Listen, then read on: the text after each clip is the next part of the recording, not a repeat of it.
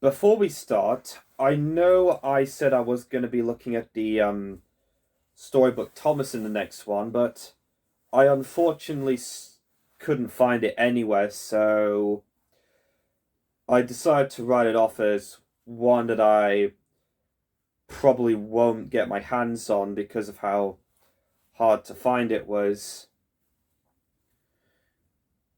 And I did see one on eBay on an auction that was going for 50 quid, but in the end I decided to pass on it because of the high prices compared to the new push-alongs that were revealed, that were basically the pre-Origins Go push-alongs just with the newer wheels, because most of them were nothing to write home about. And also, like what I said in my community tab post, if you saw my post on my custom CGI hero, you probably may know that I also included this Rosie that someone customized. I bought at a toy fair in December 2023, right after Christmas, and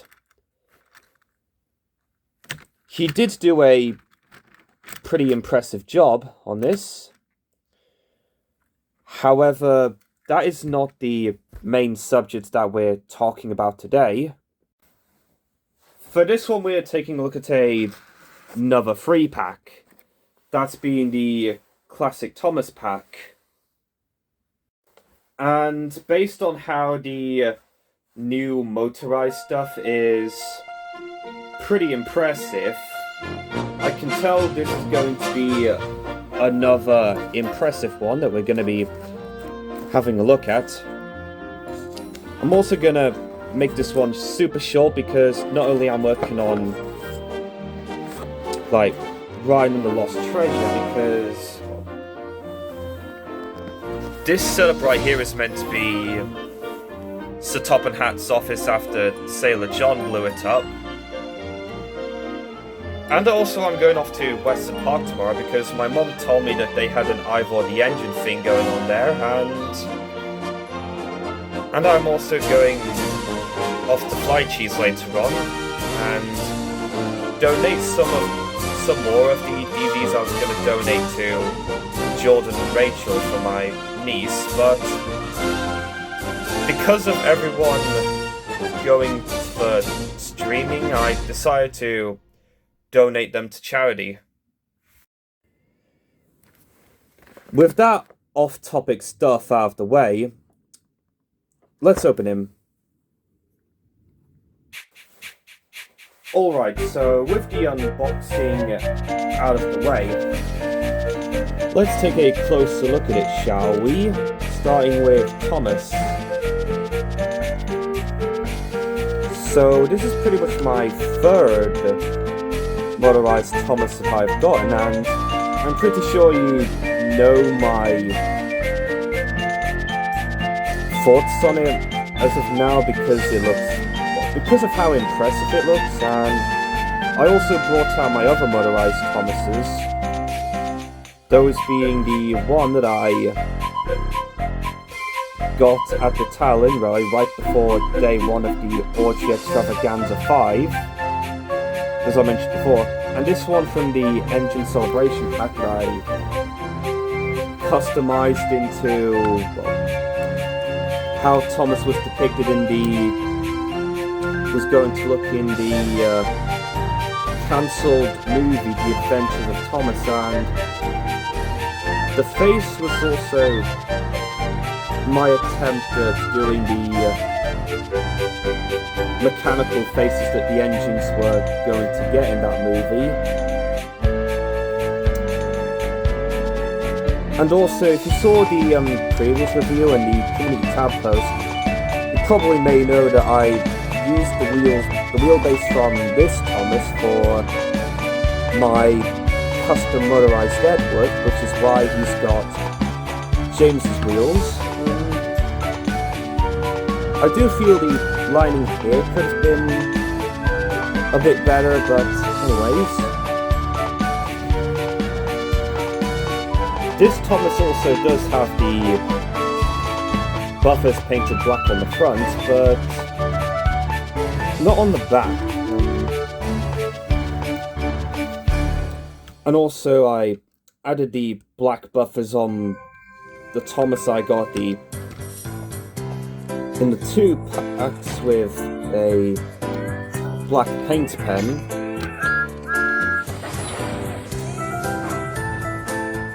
I also decided for a bit of fun to have 2 of them looking at each other because, well, of how the face looks different on this one, and looks pretty interesting. And it does also have the white running board, which, as I said before, is pretty impressive, and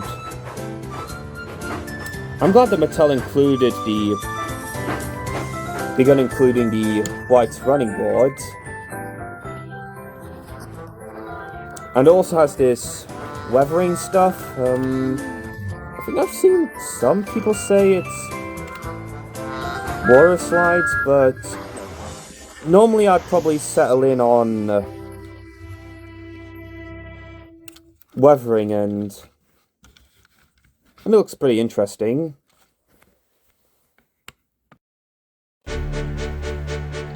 However, like on the Thomas from the 2 packs, the buffers are not on the back, are unpainted.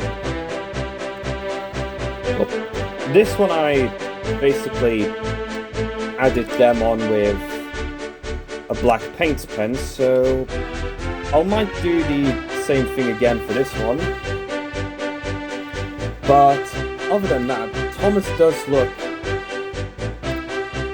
pretty impressive, but then again, the new motorized 80th Thomas in general is pretty impressive, and probably the most accurate motorized Thomas toy out there. And plus, it was also the one that kick-started my interest in reviewing the new 80th anniversary, on doing reviews on the 80th anniversary merch.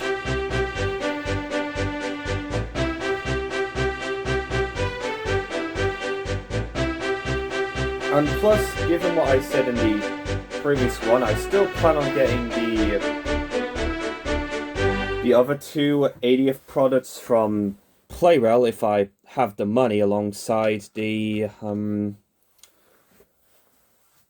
classic Nia pack, which might be getting next after this. I was originally going to get the Percy one, but that one is currently out of stock on Third Thomas, and plus, I was going to say something about the brake fan, but I'm probably going to save it for when I do get the classic Nia pack, meaning I'll probably have to, if I do use more music from the Big World Big Adventures movie, I'll probably be in low pitch to avoid getting copyrighted. But with Thomas out of the way, let's take a look at the Troublesome trucks he came with, shall we? The Troublesome trucks do also look pretty impressive, and they do blend in pretty well with most of my other Troublesome trucks that I have. And also, this one was a custom Season 1 Troublesome truck that I made back when I was, I think, around 2013, I believe. Back when I was around, I think I was either 9 or 10 when I made this custom. And also, looking at the trucks that came with the 2 packs, I kind of feel this is more of a case of, this is brilliant, but I like this. And they also come with these crates, which look pretty good, and they're also reused from the All Engines Go ones, hence the pegs at the bottom. And also, this is my only All Engines Go flatbed I have. And this is one that came with Salty, and I have considered customizing the All Engines Go Salty into a 80th Motorized Salty, given how I plan to do Donald and Douglas out of the Motorized All Engines Go Donald. The detailing on these guys do look pretty impressive, especially these bits, because that's something that's not present on the most of the classic Trackmaster / Play Rail Troublesome trucks. Oh god, oh wait, I see some primer on this one, might need to get rid of that. And they have also got the 3D printed faces, which do look very impressive as well. Like with the some of the trucks from Hit Toys Trackmaster, like Troublesome, Hector, and the 3D face Ruffy from one of the Trucks and Track packs, which I unfortunately don't have. And also, given how the faces are reused from the 3 All Engines Go motorized trucks, like this one, it came with the motorized crankies. It also doesn't have the geared wheels. Like, why did Mattel think using the geared wheels would be a good idea? I've no clue. And they also don't have the movement. So after a bit of a jump cut, because of me going to Fly Cheese and handing in those DVDs, I decided to donate to that DVD stand. As I was saying, that they also don't do this, which I'm guessing is meant to be the bouncing from Journey Beyond Sodor all the way up to the final season of the original show. Something that's not present on this one. On these guys, yeah, I kind of getting the impression that was meant to be the bouncing from Journey Beyond Sodor all the way up to the final season of the original show. But with that being said, I do think these motorized Troublesome trucks are very impressive, and I will be using them in my series. Though, to be fair, most of the stuff I use from the new motorized range are mainly the rolling stock, with the exception of Flying Scotsman, given how he looks a lot better than his Trackmaster 2 counterpart, like I've said before. So with that out of the way, let's open up this Thomas and put some batteries in him and give him his first test run. Okay, so I've put in the batteries inside Thomas, and I'm going to couple him up to the trucks, and he'll be ready to go. So here we are with Classic Thomas's first test run, and he's away.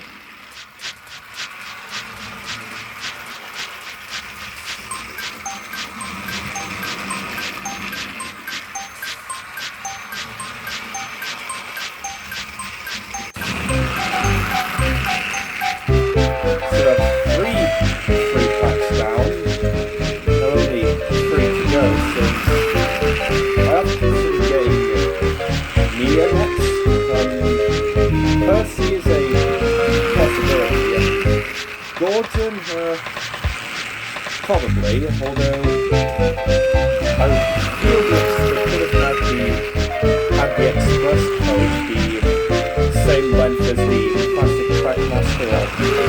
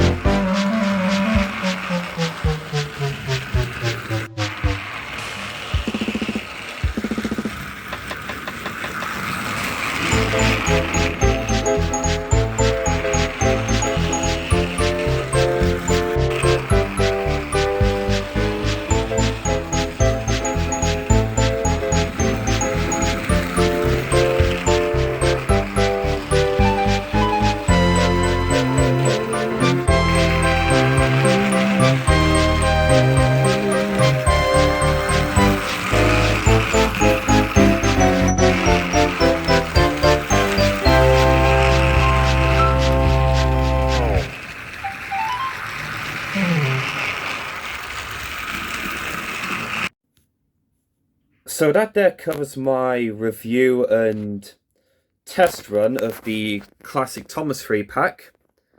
I do recommend that you pick this one up. And if you're thinking of adding more Troublesome trucks to your collection, as long as they are on their best behaviour, that is. I thank you all for watching, and I hope you enjoy the rest of your day. For my next one, I might do one on the classic Nia pack. And this is your friend Maliki, signing off. Peace.